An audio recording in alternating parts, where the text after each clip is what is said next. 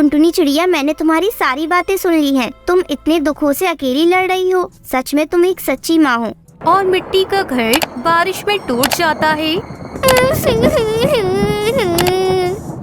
हे भगवान, ये तो कौन से कर्मों की सजा दे रहा है हमें। एक तो मेरी बच्ची पहले से ही बुखार से तड़प रही है, तूने बारिश करके रही सही कसर भी पूरी कर दी।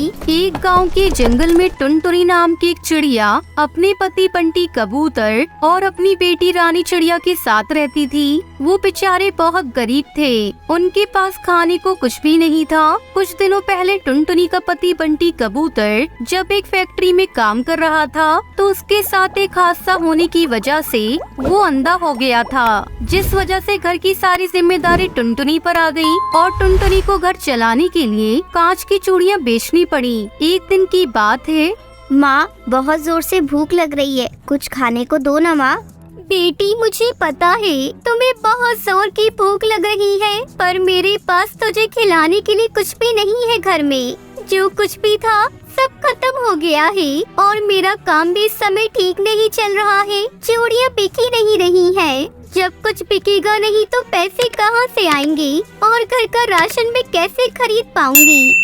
हे भगवान, कैसे दिन आ गए हैं। तूने मेरी आंखें भी छीन ली। पहले मैं जैसा भी था कम से कम कुछ कमा कर तो ले आता था जिससे मेरी बच्ची का पेट भर जाता था, पर तूने मेरी आंखें भी छीन ली। अब मैं अपनी बच्ची और पत्नी के लिए कुछ भी नहीं कर पा रहा हूँ। भगवान, इससे ज्यादा मैंने खुद को कभी असहाय महसूस नहीं किया।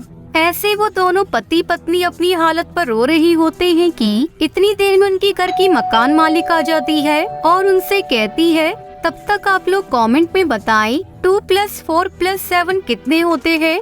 अरे ये रोना धोना क्या लगा रखा है। मैंने तुमसे कितनी बार कहा है कि मेरा किराया समय पर दे दिया करो, पर तुम्हारे तो सर पर जू ही नहीं चलती। पर अब बहुत हो गया, या तो मेरा किराया दो या ये घर खाली करो अभी के अभी।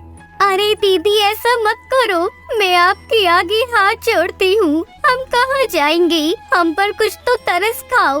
मैं आपसे वादा करती हूँ इस बार किराया आपको जल्दी ही दे दूंगी। नहीं, मुझे ये बकवास नहीं सुननी। मैंने तुम्हें बहुत समय दे दिया, पर अब और नहीं। मेरे घर के लिए बहुत से किराएदार आते हैं, पर मकान खाली ना होने की वजह से वे चले जाते हैं। अच्छा यही होगा कि तुम अब मेरा घर खाली कर दो। मैंने तुम्हें बहुत मोहलत दे दी, पर अब बस। पर बहन, इतनी रात जाएंगे तो जाएंगे कहाँ? आप भी तो सोचो बहन, प्लीज हमारे साथ ऐसा मत करो, हम पर रहम खाओ। नहीं, मेरे घर को अभी के अभी खाली करो और यहाँ से निकल जाओ और यहाँ दोबारा नजर मत आना। ऐसा कहकर सुंदरी कौवी टुनटुनी को घर से निकाल देती है। उसके बाद टुनटुनी अपने पति और अपनी बेटी रानी के साथ एक पेड़ की डाली पर जाकर बैठ जाती है और अपनी किस्मत को कोसने लगती है और रोने लगती है। वो सभी पूरी रात बाहर ही रहते हैं, जिस कारण रानी चिड़िया बीमार हो जाती है और अगली सुबह। अरे इसे तो बहुत तेज बुखार आया हुआ है। रात भर हवा में रहने से इसको ठंड लग गई होगी। पर करे भी तो क्या, बिना घर के यही होगा हमारे साथ। अब हमें इस चीज की आदत डालनी होगी। नहीं, मैं ये नहीं होने दूंगी। मैं अभी किसी न किसी घर के इंतजाम करूंगी। ऐसा कहकर टुनटुनी इधर उधर देखने लगती है। तभी उसकी नजर मिट्टी पर पड़ती है। क्यों ना मैं एक मिट्टी का घर बनाऊं? हाँ, क्योंकि गर्मी भी बहुत हो रही है। मिट्टी के घर में सुकून भी बहुत रहेगा और हमारे सर पर कम से कम एक छत तो हो जाएगी।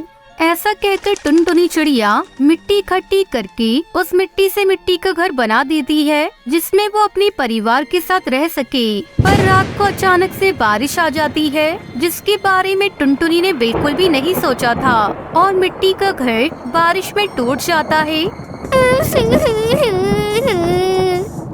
हे भगवान, ये तो कौन से कर्मों की सजा दे रहा है हमें। एक तो मेरी बच्ची पहले से ही बुखार से तड़प रही है, तूने बारिश करके रही सही कसर भी पूरी कर दी। ये छत भी हमसे छीन ली। हे भगवान, अब भला कितनी परीक्षा लेगा हमारी, तो क्या करके मानेगा भगवान। अगर हमें मारना ही चाहता है भगवान तो अपने पास बुला ले, पर भगवान ऐसा कष्ट मत दे। मेरी बच्ची तो पहले से ही बीमारी से तड़प रही है और इलाज के लिए पैसे भी नहीं है और हमारा भूख से हाल भी बेहाल है। टुनटुनी, रोने से अब क्या होगा? रानी बेटी भूख से तड़प रही है।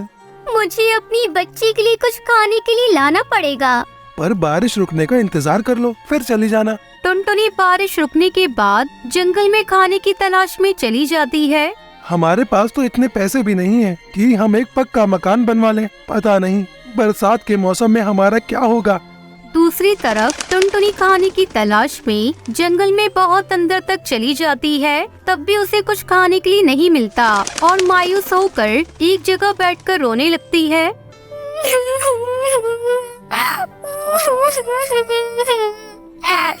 हे भगवान, मुझसे मेरी बच्ची की हालत नहीं देखी जाएगी। भगवान तो मुझे अपने पास बुला ले, पर मेरे बच्चे के लिए कुछ खाने के लिए दे दे भगवान। तो इतना निर्दयी कैसे हो सकता है? क्या तुझे हमारी हालत पर बिल्कुल भी तरस नहीं आता?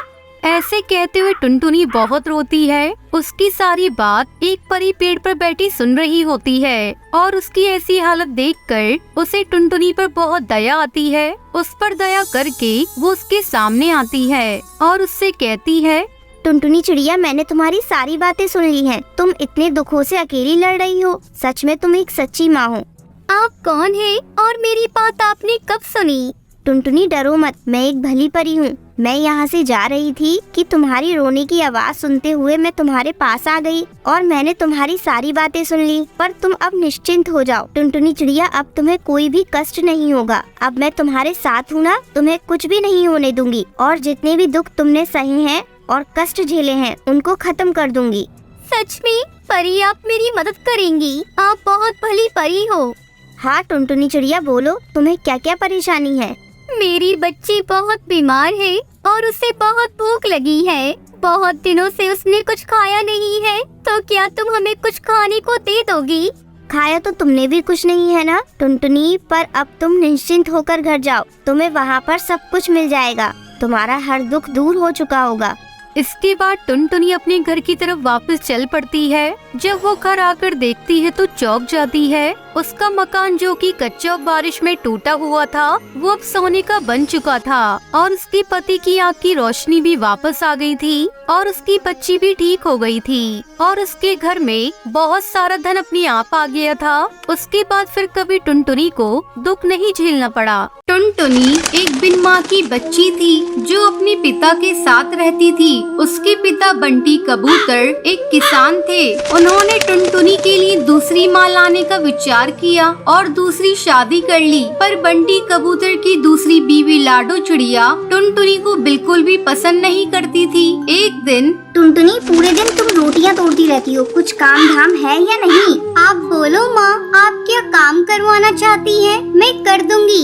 ये लो पैसे और पास की सब्जी मंडी से सब्जी ले आओ। ठीक है माँ। टुनटुनी पैसे लेकर सब्जी मंडी चली जाती है और जब वापस आती है तो आज तो सब्जी बहुत महंगी थी। सारे पैसे उड़ा आई क्या?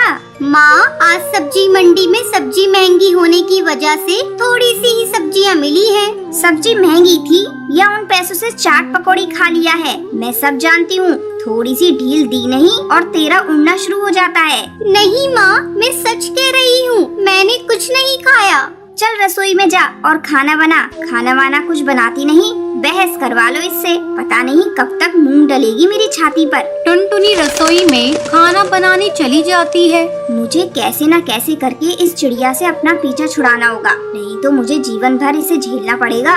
तभी लाडो को एक उपाय सूझता है। लाडो अपने सोने का हार टुनटुनी के घोंसले में छुपा देती है। सुनो जी, मेरा सोने का हार नहीं मिल रहा है।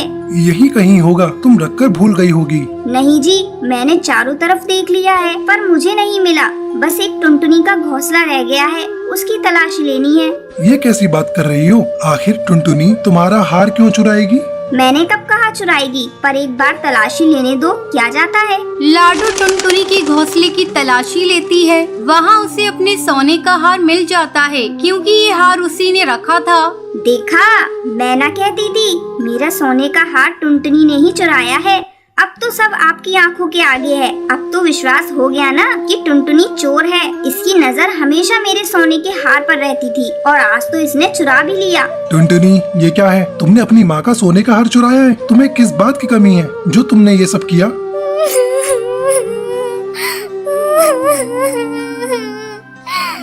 नहीं पापा, मैंने सोने का हार नहीं चुराया। मुझे नहीं पता ये हार कहाँ से आया। मैं भला हार क्यों चुराऊंगी? पर ये तो मेरी आंखों के आगे ही तेरे घोंसले से निकला है। अगर तूने नहीं चुराया तो ये हार तेरे घोंसले से कैसे निकला? देखिए, एक तो चोरी, ऊपर से सीना जोरी। या तो इस घर में अब ये रहेगी या फिर मैं। कल को अगर मेरा कोई और सामान इसने चुरा लिया तो मैं तो कंगाल हो जाऊंगी। नहीं पापा, मैंने कुछ नहीं किया। मुझे घर से मत निकालिए। आज के बाद आपको कोई शिकायत का मौका नहीं दूंगी। मैं एक कोने में रहूंगी। माँ, मुझे घर से मत निकालो। मैं घर का सारा काम करूंगी। बंटी कबूतर चुपचाप खड़ा देखता रहता है। वो कुछ नहीं बोलता। टुनटुनी अपनी आंखों में आंसू लेकर उस घर से निकल जाती है और रोते रोते एक जंगल की ओर चल पड़ती है। तभी टुनटुनी को एक खरगोश दिखाई देता है जो झाड़ियों में फंसा होता है। ये खरगोश तो बहुत खूबसूरत है, पर ये तो झाड़ियों में फंसा हुआ है। मुझे इसकी मदद करनी चाहिए। इसे तो झाड़ियों से चोट भी लग गई है। टुनटुनी झाड़ियों से खरगोश को निकाल देती है और जड़ी बूटी को उसके घाव पर लगा देती है। खरगोश ठीक होकर जंगल की ओर भागता है। वो खरगोश के पीछे पीछे घने जंगल के अंदर पहुंच जाती है। अरे, मैं ये कहाँ आ गई? ये तो घना जंगल है। इसमें तो बहुत सारे जंगली जानवर भी रहते होंगे। अब मैं क्या करूँ? टुनटुनी उदास होकर बैठ जाती है। ऐसे बैठने से कुछ हासिल नहीं होगा। मुझे कुछ करना होगा। मैं घर वापस भी नहीं जा सकती। मेरा तो कोई ठिकाना भी नहीं है। मुझे यहीं पर रहना होगा, इस जंगल में। पर मैं इस घनघोर जंगल में जंगली जानवरों के बीच कैसे रहूंगी? अच्छा है कोई जानवर मुझे खा जाए, क्योंकि अब मेरा जीवन बेकार है। पापा ने मुझे घर से निकाल दिया और माँ मुझे छोड़कर चली गई। अब मैं जीकर भी क्या करूंगी?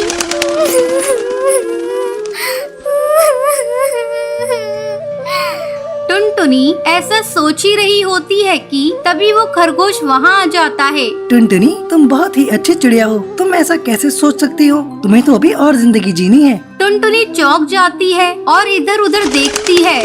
टुनटुनी, चौंको मत। मैं बोलने वाला खरगोश हूँ। तुमने मेरी जान बचाई। तुम इस जंगल में बिना चिंता के रह सकती हो। यहाँ पर रहने में मैं तुम्हारी मदद करूँगा और तुम्हारी रक्षा भी करूँगा। और इस जंगल के सभी जानवरों को मैं समझा दूंगा। वो तुम्हारे दोस्त बनकर रहेंगे।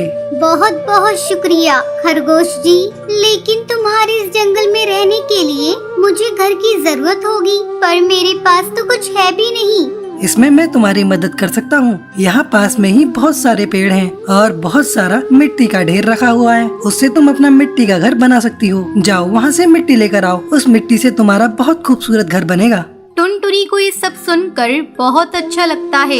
वो मिट्टी पेड़ के पास से ले आती है और एक बहुत ही सुंदर घर बनाती है। साथ ही नहाने के लिए एक स्विमिंग पूल भी बनाती है जो बहुत ही खूबसूरत होता है। उसके मिट्टी के बने हुए घर से जंगल में एक रौनक सी हो जाती है। वाह टुनटुनी, तुमने तो कमाल कर दिया। ये तो जंगल के सभी घरों से बिल्कुल अलग और सुंदर है। उसके बाद टुनटुनी घर में खुशी खुशी रहने लग जाती है।